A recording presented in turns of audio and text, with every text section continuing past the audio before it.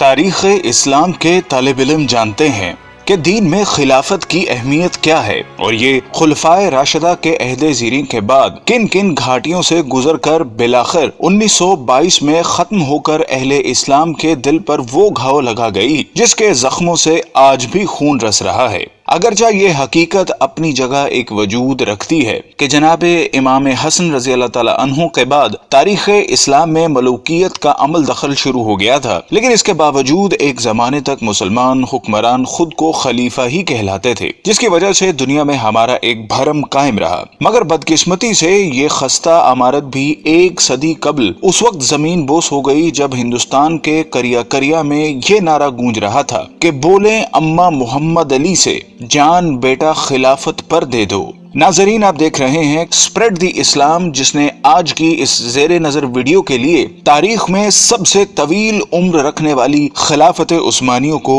اپنا موضوع سخن بنایا ہے، جس میں اس عہد کے سرسری جائزے کے ساتھ ساتھ اس معاہدے کا بھی خاص طور پر تذکرہ کیا جائے گا جو کہ اس کے خاتمے کے وقت اتحادی قوتوں اور اس کے شکست خوردہ حکمران کے درمیان طے ہوا تھا، جس کی عمر 100 سال مقرر کی گئی تھی، اور ہم جانتے ہیں کہ یہ مدت آئندہ سالوں میں ختم ہو جانے والی ہے، جس کے بعد نہ صرف عالم اسلام بلکہ پوری دنیا میں ایک بہت بڑی تبدیلی کے مواقع موجود ہیں۔ لیکن اصل موضوع کی جانب بڑھنے سے قبل ہمارے اس قافلہ تحقیق و جستجو میں نئے شامل ہونے والے ساتھیوں سے درخواست ہے کہ وہ پہلے چینل کو سبسکرائب کر کے ساتھ موجود گھنٹی کی علامت کو بھی دبا دیں تاکہ اسی نوع کی ہماری دیگر ویڈیوز بھی ایک خودکار نظام کے ذریعے آپ تک پہنچتی رہیں۔ معزز ناظرین، بنو امیہ کی حکومت کے خاتمے کے بعد 132 ہجری میں خلافت بنو عباس کا قیام عمل میں آیا، جو کہ قریب 5 صدیوں تک قائم رہی، اور اس زمانے میں بغداد نہ صرف علم و حکمت کا گھر تصور ہوتا تھا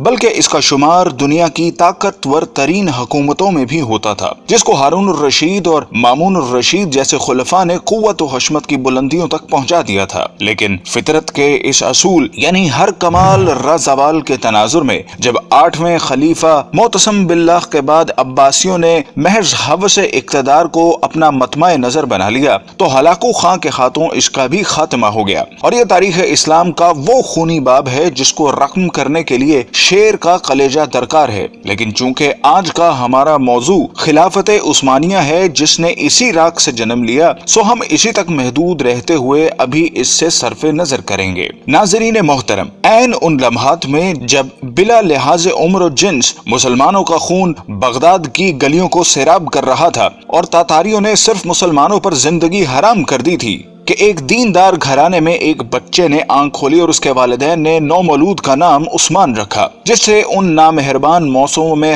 ہر ممکن حد تک اچھی تربیت کی گئی، اور جب وہ جوانی کی حدود میں پہنچا تو اس نے اپنا روحانی تعلق ایک درویش خدا مست سے قائم کر لیا، اور پھر ایک دن اس نے خواب دیکھا کہ اس کے مرشد کے سینے سے ایک چاند نکل کر اس پر سایہ فگن ہو گیا ہے۔ ساتھ ہی اس نے دیکھا کہ اس کے قدموں سے ایک درخت نے جنم لیا جو دیکھتے ہی دیکھتے نہ صرف جوان ہو گیا بلکہ اس کی شاخوں نے دنیا کے ایک بہت بڑے حصے کو بھی اپنی لپیٹ میں لے لیا ہے، اور اسی کی کوکھ سے اس نے 4 دریاؤں اور 4 پہاڑوں کو بھی نکلتے دیکھا۔ خواب سے بیداری کے بعد جب عثمان نے یہ خواب اپنے پیر و مرشد کے سامنے بیان کیا تو انہوں نے کہا، مبارک ہو، اللہ نے تمہیں اور تمہاری اولاد کو اپنے دین کے لیے چن لیا ہے۔ ناظرین گرامی، یہ 1299 کا سال تھا جب فطرت نے عثمان کو دولت عثمانیہ قائم کرنے کی قوت بخشی۔ یہ نوزائندہ اسلامی مملکت اس بازنطینی حکومت کے پڑوس میں قائم ہوئی جس کو آج ہم اہل روم کی حکومت سے موسوم کرتے ہیں۔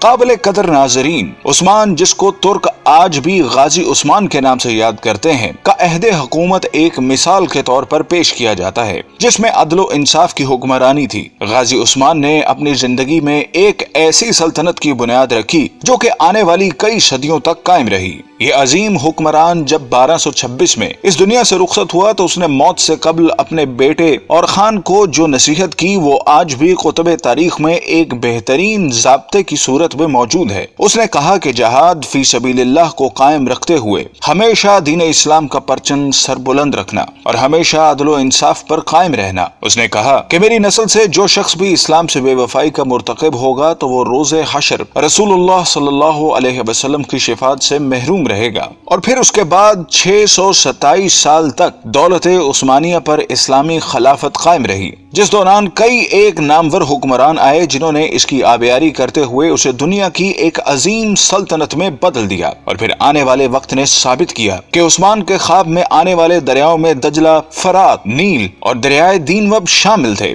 جبکہ پہاڑوں میں کوہ طور، کوہ بلقان، کوہ کاف اور کوہ اطلس تھے جو کہ بعد ازاں اس کی قلم روح کا حصہ بنے۔ ناظرین گرامی، جیسا کہ ہم نے عرض کیا کہ 1922 میں اس وقت خلافت عثمانیہ کو ایک بین الاقوامی معاہدے کی روح سے ختم کر دیا گیا، جس کے بعد اسلامی حکومتی مرکز کی چھتری سے نکل کر علیحدہ علیحدہ تشخص کی حامل ہو گئیں۔ لیکن ہم میں سے بہت کم لوگ ایسے ہیں جو اس معاہدے کے بارے میں آگاہ ہوں، جن کی تفصیلات ہم آپ کے سامنے رکھ رہے ہیں، جن کو جاننے کے بعد ہمیں امید ہے کہ آپ دنیا کے موجودہ حالات اور اس میں عالم اسلام کے حالت زار کے بارے میں بہتر تجزیہ کر سکیں گے۔ جب پہلی جنگ عظیم کے بعد ترکوں کو شکست فاش کا سامنا کرنا پڑا تو اس کے بعد اتحادی ممالک جن میں برطانیہ اور فرانس جیسی قوتیں شامل تھیں نے ترک سلطان سے معاہدے میں یہ شرطیں بنوائیں جن کے مطابق سلطان کی تمام ذاتی املاک کو ضبط کر لیا گیا، خلافت عثمانیہ جو کہ 3 بر اعظموں پر پھیلی تھی کو توڑ دیا گیا، اور آپ اس کی وسعت کا اندازہ لگانا چاہیں تو حیران رہ جائیں گے کہ اس کو توڑنے کے بعد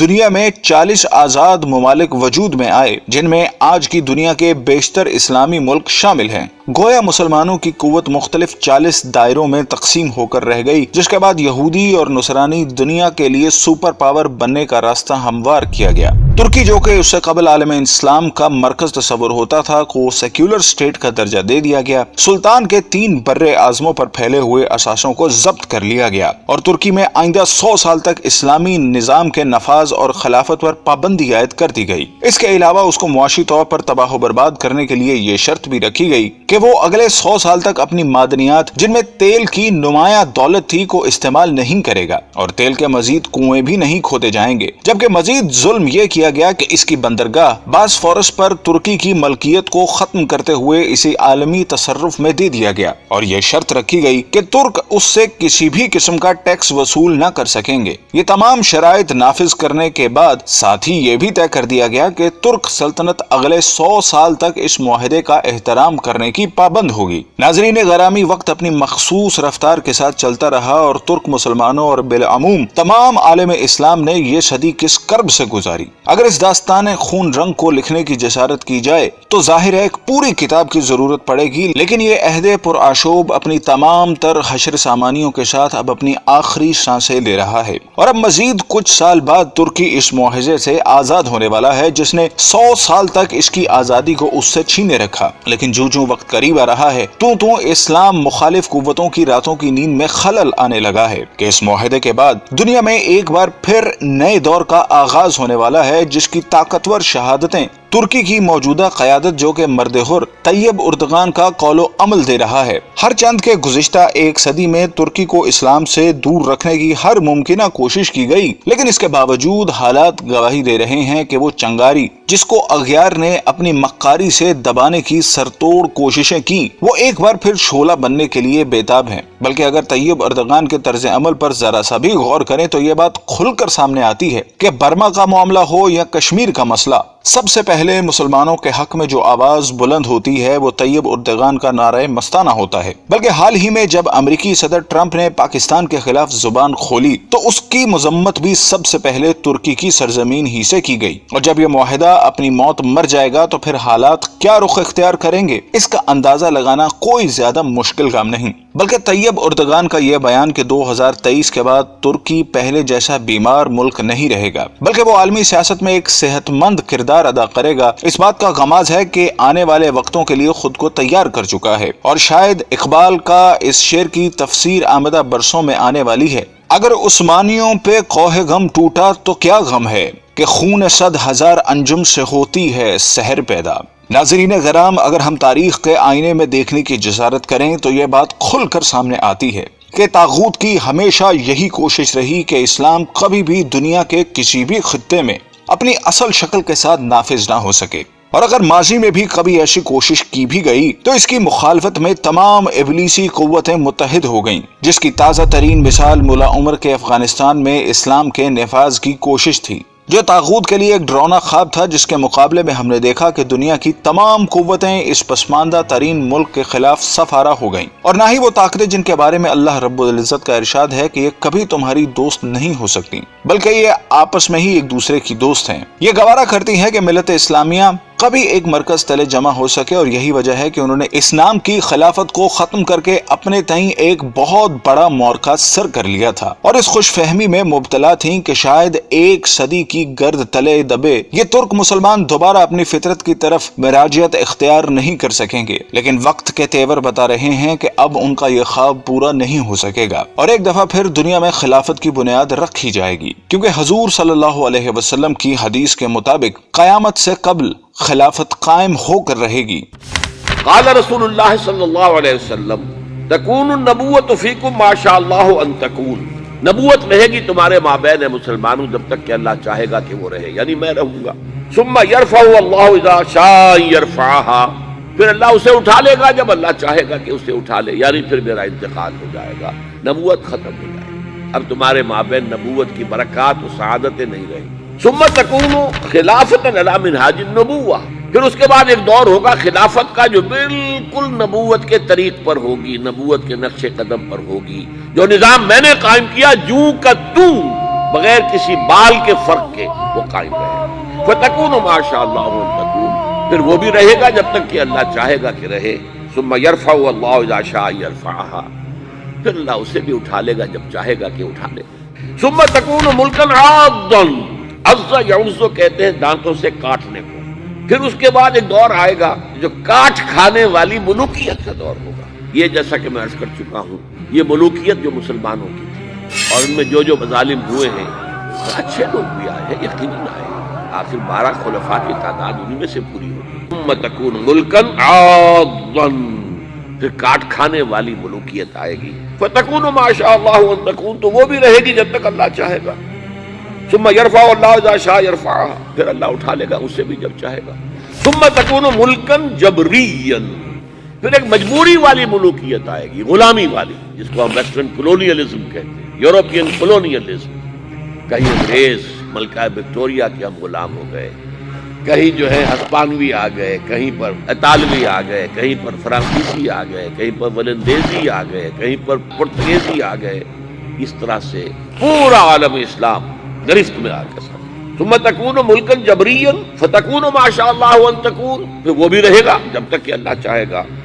ثم یرفع اللہ اذا شاء یرفع، پھر اللہ اسے بھی اٹھا لے گا جب چاہے گا کہ اٹھا لے۔ ثم تکون خلافت علی منہاج النبوہ، پھر آئے گا ایک دور خلافت علی منہاج النبوہ کا۔ ثم سکت النبی صلی اللہ علیہ وسلم، اس کے بعد خاموش ہو گئے حضور۔ تاریخ انسانی کا یہ آخری دور ہوگا۔ مسند احمد میں موجود حدیث کے مطابق حضور صلی اللہ علیہ وسلم نے 5 ادوار کا ذکر فرمایا ہے۔ آپ صلی اللہ علیہ وسلم نے فرمایا کہ تمہارے اندر نبوت کا دور رہے گا جب تک اللہ چاہے، پھر اللہ اسے اٹھا لے گا جب اٹھانا چاہے گا، یعنی جب تک حضور صلی اللہ علیہ وسلم رہے وہ دور رہا۔ اس کے بعد حضور صلی اللہ علیہ وسلم نے دوسرے دور کا ذکر فرمایا، پھر خلافت منہاج النبوہ قائم ہوگی، پس یہ دوسرا دور بھی جاری رہے گا جب تک اللہ چاہے گا، پھر جب اللہ چاہے گا اسے بھی اٹھا لے گا۔ اس کے بعد حضور نے تیسرے دور کا ذکر فرمایا کہ اس کے بعد کاٹ کھانے والی حکومت کا دور آئے گا۔ حکومت کا یہ دور بنو امیہ اور بنو عباس کی ملوکیت کا دور تھا۔ آپ نے ارشاد فرمایا یہ دور بھی رہے گا جب تک اللہ چاہے گا، پھر اسے بھی ختم فرما دے گا۔ پھر حضور صلی اللہ علیہ وسلم نے چوتھے دور کا ذکر فرمایا، پھر جابرانہ بادشاہت کا ایک دور آئے گا۔ جابرانہ بادشاہت سے مراد غیروں کی غلامی کا زمانہ ہے۔ پھر حضور نے 5ویں دور کا ذکر فرمایا کہ پھر خلافت منہاج النبوت قائم ہوگی۔ यानी फिर पहले ही की तरह खिलाफत का दौर आएगा जो नबूवत के नक्शे पर ही कायम होगा। हमारा ईमान है कि वो दौर लाजमन आएगा जिसकी खबर हुजूर ने दे दी है कि आप सल्लल्लाहु अलैहि वसल्लम सच्चे हैं और आपकी खबर कभी गलत नहीं हो सकती। नाज़रीन गिराम, खिलाफत उस्मानिया की सरजमीन पर तैयब अर्दगान जैसी शख्सियत की मौजूदगी इस बात की दलालत कर रही है कि शायद आने वाला वक्त एक दफा फिर इस उम्मत को एक झंडे तले जमा करने के लिए अपनी चाल चल चुका है। हमारी दुआ है कि खुदा वो वक्त जल्दी लाए कि उम्मत के इन जरखेज और मुकद्दर दिमागों के अंदर वो एहसास ज़िया जन्म ले सके जो कि इत्तेहाद उम्मत के रास्तों का नकीब बन सके। आमीन।